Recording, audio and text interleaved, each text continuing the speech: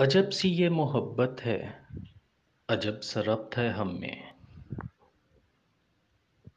न एक दूजे को देखा है, न एक दूजे की आवाजों में एक दूजे को ढूंढा है।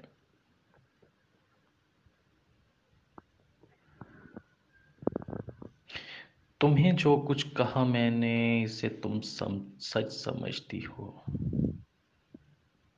तुम्हें जो कुछ कहा मैंने, उसे तुम सच समझती हो। मुझे जो कुछ कहा तुमने, उसे मैं सच समझता हूँ।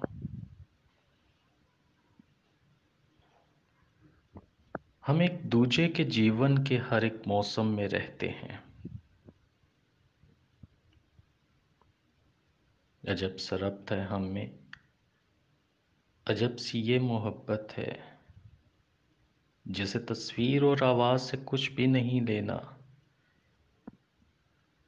जिसे ख्वाहिश नहीं कोई किसी को रूबरू देखें, किसी आवाज को पूछें। मोहब्बत की शबाहत को, किसी अनमोल समात को किसी के अक्स में ढूंढे। अजब सी ये मोहब्बत है कि जिसमें लफ्ज कहते हैं और आंखें कुछ नहीं कहती। ये लफ्जों से बहलती है, ये उनमें सांस लेती है। ये उन बेजान तस्वीरों में कितने रंग भरती है। ये उन बेजान तस्वीरों में कितने रंग भरती है। अजब सा रब्त है हम में, अजब सी ये मोहब्बत है,